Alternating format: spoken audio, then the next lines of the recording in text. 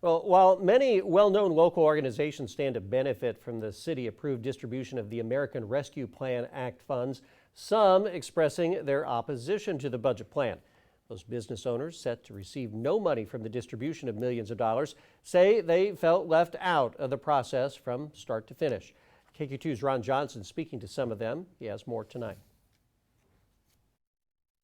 Sean Connors says he wasted no time when he saw an opportunity to claim funding for his nonprofit. When I saw that ARPA was available to nonprofits for economic security, I applied. Connors runs Something Else Cabaret, a 501c3 that struggled during the pandemic. He says during the process, it became clear he was left out of the spotlight. People sent like full-on presentations, in their application. Us Joe Smo, small people, have this little form that some people hand wrote. And he wasn't alone. There were 80-ish applications, 59 of which were not funded. They don't have distribution in the fair way. Maria Ramirez runs a small news organization. She says when it was time for her presentation, there was no time to prepare. The later on connection I got was a letter and 2:30 in the afternoon when the meeting was on 4:30 in the afternoon when they will do the presentation. That is what made me start thinking what is going on here. It seemed to me like people were set up to be able to get the funds. The ARPA committee appointed by the city council made the decision on how to distribute the $13 million the city would receive, who would get funding, and how much.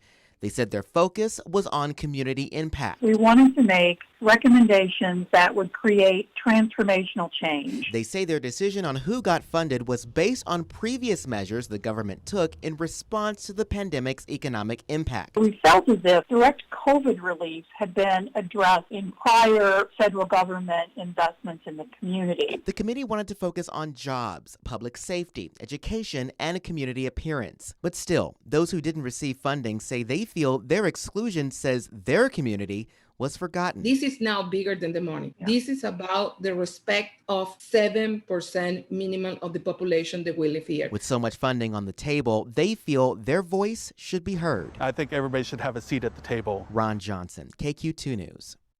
Funding committee is recommending people read the report that they presented to the city council. The city is expected to receive a second distribution of funding next year.